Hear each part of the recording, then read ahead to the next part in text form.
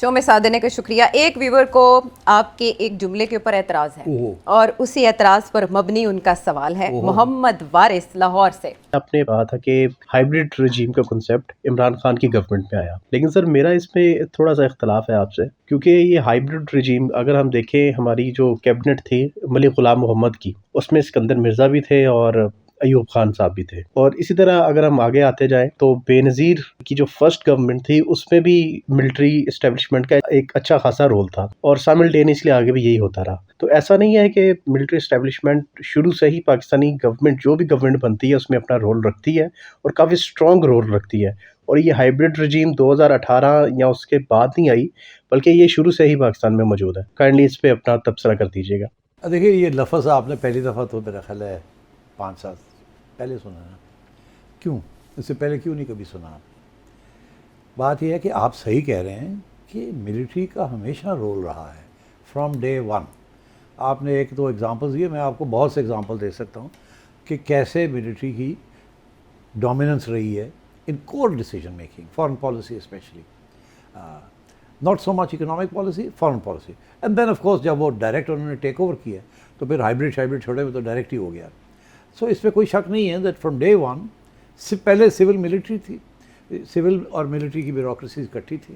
پہلے 10 years civil bureaucracy حاوی تھی، ملٹری بیوروکریسی بیک گراؤنڈ میں تھی.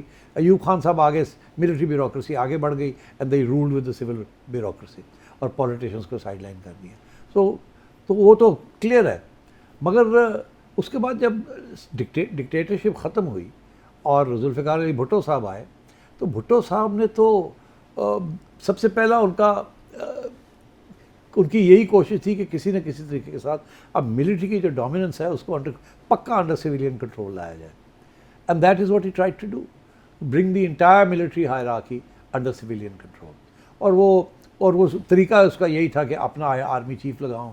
یاد رہے آپ کو کہ انہوں نے ایک آرمی چیف اور ایک ایئر فورس چیف کو جیسے ہی وہ مارشل لاء ایڈمنسٹریٹر بنے تو انہوں نے سب سے پہلے ان کو فارغ کر دیا، بلا کے اپنے پاس ان کو کہا ریزائن کریں، میں نے اپنے نئے لوگ لگانے ہیں.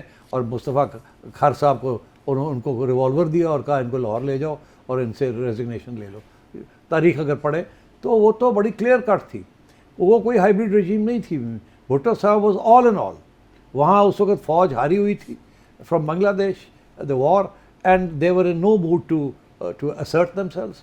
اور اوپر سے بھٹو صاحب نے بالکل ٹھا کر کے سویلین کنٹرول کر دیا. تو اسی لیے اتنے کانفیڈنٹ تھے نا کہ جب انہوں نے 77 میں ان کا خیال تھا کہ میں نے تو بالکل کنٹرول کیا ہوا سارا کچھ تو کچھ نہیں ہوگا.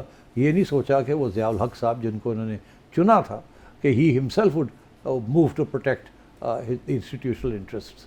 تو ظاہر ہے لوگ تھے وہاں اس وقت ملٹری کے اندر جو سمجھتے تھے کہ Bhutto sahib may be very brilliant but انہوں نے جو ہمارے اوپر جو کلیمپ ڈاؤن کیا ہوا that is not acceptable and so on. اور پولیٹیسائز ہو رہی تھی ملٹری. تو آئی تھنک یہ اس زمانے میں یہ ہائبرڈ نہیں تھا. اس کے بعد جب بھٹو صاحب چلے گئے تو ضیاء صاحب آ گئے. ضیاء صاحب آ گئے تو فورگیٹ اباؤٹ ہائبرڈ، وہ تو کلیئر کٹ ملٹری تھی. یہ شروع ہوتا ہے معاملہ جب بے نظیر آتی ہیں 88 میں واپس آتی ہے to take part in the elections. اس وقت یہ کشمکش تھی. Military was used to running everything مگر بے نظیر کو اکوموڈیٹ کرنا تھا. سو بے نظیر کے ساتھ ایک ڈیل ہوئی.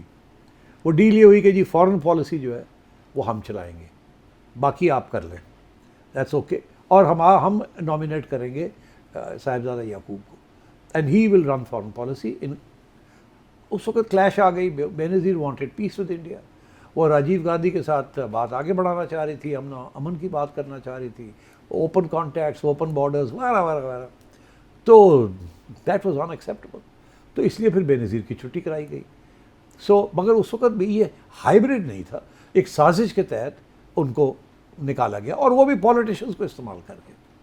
اس کے بعد کیا ہوا؟ Then you had 10 years. Nawaz Sharif sahab آئے، بے نظیر آئی، نواز شریف آئے، بے نظیر آئی، مشرف آ گیا، and so on and so forth. تو یہ ہائبرڈ کا جو نوشن ہے نا یہ ایک فارمل نوشن ہے. ہمیشہ ملٹری 2-3 ایریاز میں سویلینز جب رول کرتے تھے تو وہ اپنے ہاتھ میں رکھتے تھے. Most important was national security and foreign policy, because ہماری foreign policy is equal to national security. 2 interest ہوتے تھے کہ foreign policy oblique national security ہم فیصلہ کریں گے، ڈونٹ انٹرفیئر. کوئی ادھر ادھر اگریمنٹس کرنے کی کوشش نہ کرنا, کوئی ہمیں کمزور کرنے کی کوشش نہ کرنا. ہم صرف ان ایریاز میں ہیں, آپ کریں اکنامکس یہ وہ وغیرہ آپ کریں, جوڑ توڑ چھوڑ, ہمیں کوئی انٹرسٹ نہیں ہے, وی آر آؤٹ. اور آپ you have the right to appoint the army chief also, اس کے اوپر بھی ایشو نہیں تھا. جس کو چاہے, اب دیکھیں نواز شریف صاحب نے اپنے آرمی چیف اپوائنٹ کیے, اپنے D G I S I appoint کیے, بے نظیر نے اپنے آرمی چیف اپوائنٹ کیے, اپنا D G I S I appoint کیے. اس وقت یہ چیزیں کھلی ہوئی تھی, اوپن. یہ جا کے کلوز ہوئی ہے with the arrival of Nawaz Sharif, جبکہ پریشر پڑنا شروع ہو گیا میاں صاحب کے اوپر آن دیز ایشوز. مگر وہ ڈٹے رہے, اس لیے یہ فیصلہ ہوا کہ ان کو نکالنا ہے, and they use the judiciary for that.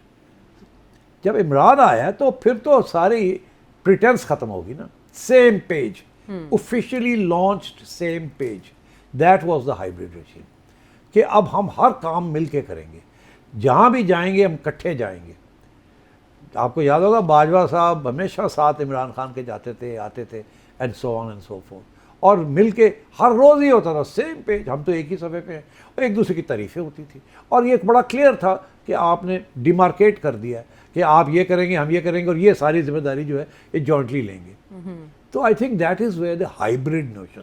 اور اب کیا ہوا ہے, اور اب ایکچولی ہائیبریڈ کیا آپ سمجھیں کہ ملٹری کا ہیوی ہینڈ ہے, they are running most important issues. یعنی پہلے ادوار میں جو تھوڑے بہت رکھ رکھاؤ یا بناوٹ تھی وہ عمران خان صاحب کے دور میں ختم ہوئی, تو وارث صاحب کو مختلف مثالوں کے ساتھ اپنے سوال کا جواب مل گیا. اور اب یاسر کبیر نواب شاہ سے. پاکستان اور امریکہ کی پالیسی ہے, یہ ایک تاریخ رہی ہے کہ امریکہ نے جب بھی پاکستان کے ساتھ کوئی وعدے وعید کیے ہیں, جو بھی ایگریمنٹ کیے ہیں, اپنا مطلب نکل جانے کے بعد اس نے ہمیشہ دھوکہ ہی دیا ہے, اور امریکہ صرف اپنے مفادات کی پیروی کرتا آیا ہے. تو اس بات کی کیا گارنٹی ہے کہ یہ امریکہ موجودہ حکمرانوں کے ساتھ بھی وہی نہیں کرے گا جو اس نے ماضی میں پاکستان کے حکمرانوں کے ساتھ کیا ہے. عوام کی تو بات آپ چھوڑیں, عوام کو تو کوئی کسی کھاتے میں لاتا ہی نہیں ہے. سیٹھی صاحب آپ اس پہ تھوڑا روشنی ڈالیں کہ یہ ہنی مون جو اس وقت چل رہا ہے پاکستان اور امریکہ کا, یہ کتنے دن اور جاری رہے گا آپ کے وسیع تر تجربے کی روشنی میں؟ دیکھیے آپ نے ساری بات تو کر دی, اس سے کیا ہے, کوئی ڈس ایگریمنٹ تو ہے نہیں. دیکھیے یہ بڑے پرانے پرنسپلز ہیں نا اسٹیٹ کرافٹ کے, کہ ریاست جو ہوتی ہے وہ اپنے مفاد میں کام کرتی ہے, دوستی یاری نہیں ہوتی, انٹرسٹس, اور انٹرسٹ تبدیل ہوتے رہتے ہیں. کوئی ساری عمر کے لیے تو سیم انٹرسٹ نہیں رہتے نا, مختلف ریجیمز آتی ہیں, گلوبلی تبدیلیاں آتی ہیں, اینڈ سو آن. تو اس میں کیا ہے سرپرائزنگ بات ہے کہ امریکہ اپنے انٹرسٹ کو واچ آؤٹ کرے گا, مگر ساتھ ساتھ یہ ہے کہ ہمیں اپنے انٹرسٹ کے لیے واچ آؤٹ کرنا چاہیے. تو یہ تو پرانا ایک اصول ہے, اور اس کو بھولنے کی ضرورت نہیں ہے. اگر بھولتے ہیں وہ نقصان ان کا ہو جاتا ہے. فار ایگزامپل انڈیا کے ساتھ آپ دیکھ ہی لیں کیا ہو رہا ہے. Most favoured country in the world India, سارا وقت انڈیا انڈیا انڈیا انڈیا, اور ڈونلڈ ٹرمپ پاکستان کے خلاف ڈبل کراسر ہیں, یہ ہیں وہ ہیں. ابھی ہم سنتے رہے ساری باتیں, اور ہمیں نہیں پتہ کتنی دفعہ ہمارے پہ سینکشنز لگے ہیں, کتنی دفعہ ہمیں آئسولیٹ کیا گیا, اور ہمیں نہیں پتہ کسی دفعہ جفی بھی ڈالی گئی ہے, اور پھر جفی ڈال کے بعد میں بھی السلام علیکم کر کے چلے بھی گئے ہیں. اگر آپ چاہیں تو میں آپ کو بہت سے ایگزامپلس دے سکتا ہوں, مگر آپ جانتے ہیں اس بات کو. تو یہ we know this, America knows it, everyone knows it. ہر ڈپلومیٹ جو ہے اسے اس بات کا احساس ہے کہ انٹرسٹ اپنے واچ کرنے ہیں. اگر امریکہ آج دوستی ہے, بڑا لوی ڈوی ہو رہا ہے, تو اس کا یہ مطلب نہیں ہے کل بھی ایسے ہی رہے گا. انڈیا کے ساتھ آپ نے دیکھا ابھی حال ہی میں کیا ہوا ہے, آپ نے یورپ کے ساتھ دیکھا کیا ہوا ہے. وہ جو اتنا لمبا چوڑا نیٹو الائنس یہ ہے وہ ہے فلانا, راتوں رات America under Trump thinks its interest different. وہ بھی they're in a state of shock. Why are they in a state of shock? They should not be in a state of shock. انہیں احساس نہیں اس بات کا کہ امریکن انٹرسٹ میں change, اور وہ چینج ان کو چاہیے تھا ایکسیپٹ کرنا. جب سے یہ یونیپولر ورلڈ پہلے بنا 93 کے بعد اس وقت, اور اب ملٹی پولر ورلڈ بننے جا رہا ہے, تو امریکہ کے انٹرسٹ چینج ہوں گے. جب وہ چینج ہوں گے تو باقی لوگوں کے ساتھ بھی جو تعلقات ہیں, ریلیشن شپس ہیں, دے ول چینج. تو آپ کو چاہیے نا, آپ اپنا ہوم ورک کر کے بیٹھے ہوں. یورپ نے ہوم ورک نہیں کیا ہوا تھا. اچھا اب ہمارا کیا سچویشن ہے؟ ہم بڑے خوش ہیں آج کل کہ جی کوئی سینکشن نہیں ہے, we are the favoured people and so on. مگر بات یہ ہے کہ کسی اسٹیج پہ سونر اور لیٹر کوئی نہ کوئی ایسی ڈیولپمنٹ نہ ہو, اور میں اشارہ کرتا جاؤں گا آگے, کہ جس میں آپ کا اور امریکہ کے ریلیشنز کین گیٹ اسٹرینڈ اگین. تو یہ نہ آپ سمجھیں کہ جی اب بہت سیٹ ہے, ہم انڈیا کے خلاف ہے امریکہ اور ہمارے حق میں ہے اور now we have a smooth ride coming up. No sir, ابھی آپ صرف میں ایک اشارہ کر دیتا ہوں, زیادہ ڈسکشن کہیں اور کسی اور وقت پہ ہوگی. اب یہ جو سارا کچھ ہو رہا ہے ایران میں اور اسرائیل کے اندر اور غزہ میں, آپ کا خیال ہے کہ آپ کے انٹرسٹ اور امریکہ کے انٹرسٹ ایک ہی صفحے پہ سیم پیج ہیں؟ نو.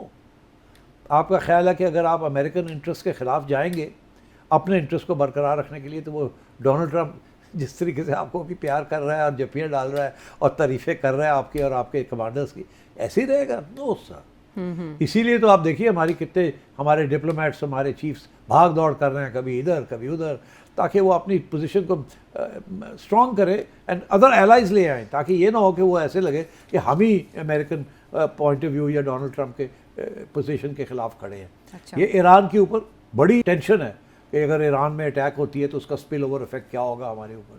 اگر سعودی عربیہ اور یو اے ای کے درمیان جو ہے اور کانفلکٹ بڑھتی ہے تو کیا ہوگا, اور ہمارے اوپر اس کا کیا اثر پڑے گا. Where can be stand with American allies, in what way, کیسے ہوگا. کل کو ہمیں ڈونلڈ ٹرمپ کہتا ہے آپ یہ پوزیشن لیں, ہم لے سکیں گے نہیں لے سکیں گے. تو یہ چیزیں ابھی فلکس میں ہیں سارا کچھ. سو وی آر اس وقت تو ہمیں لگتا ہے کہ تھنگز آر اوکے, بٹ یہ سال میں our relationship with America will be tested, because ایک طرف آپ کی عوام ہے اور آپ کی سوچ ہے اور آپ کی اپنی نیشنل سیکورٹی ہے, اور دوسری طرف امریکہ کے ریکوائرمنٹس اینڈ ڈیمانڈس ہیں. How you will balance all these things, اس کے ساتھ ڈپینڈ کرے گا کہ امریکہ کا ریلیشن شپ آپ کے ساتھ کیا ہے. So no, I think we are aware of this. ہماری اسٹیبلشمنٹ جو ہے دے آر اویئر کہ یہ کوئی پرماننٹ چیز نہیں ہے, اینڈ امریکہ آج جیسے جپھی ڈالی ہوئی ہے کل چاقو بھی گھونپ سکتا ہے. This has happened before, it can happen again. Sethi صاحب اسی بابت انہوں نے یہ بھی پوچھا ہے کہ اگر پاکستان امریکہ کے کہنے پر فوج بھیجتا ہے جہاں چاہیے امریکہ کو, تو عربوں اور پاکستان کے تعلقات میں کوئی دراڑ تو نہیں پڑے گی؟ Part 2 of his question. یہ بھی پورا کوشچن ہے. دیکھیے امریکہ تو چاہ رہا ہے نا کہ آپ کی جائے فوج وہاں, مگر آپ نے تو آلریڈی کوئی کنڈیشنز لے ڈاؤن کر دی ہے نا کہ ہم we will not be a peace keeping force for Israel and we will not be a force to disarm Hamas. ہم اس کانفلکٹ کے اندر حصہ نہیں لیں گے. ہم صرف we can only be a peacekeeping force. We cannot be a force to disarm Hamas or to take sides with Israel and against the Palestinians. تو یہ تو مسئلہ ہے نا, یہ تو آلریڈی مسئلہ بن گیا. اور اب وہ امریکن جو ہے اور اسرائیلیز جو ہے انہوں نے خود کہنا شروع کر دیا ہے, اسپیشلی اسرائیل نے, کہ ہمیں پاکستان نہیں چاہیے, ہمیں ٹرکی نہیں چاہیے, ہم ان کو وی ڈونٹ ٹرسٹ دیم. تو یہ تو اچھی بات ہے کہ وہی نہ کر دیں تاکہ آپ کے اوپر بوجھ ہی نہ پڑے جانے کے لیے. مگر باقی جو مسلم ممالک ہیں جنہوں نے یہ وعدہ کیا کہ they will be part of it, وہ بھی سوچوں میں پڑے ہوں گے کہ یار ہم کریں گے کیا, how will we deal with this issue. We don't want to be seen as part of the Israeli side, we want to be neutral. But neutral کیسے رہیں گے ہم جب یہ ڈیمانڈز ہمارے اوپر آ رہی ہیں. تو آئی تھنک یہ سارے ایشوز ہیں going forward, and I think Pakistan will probably not send its force.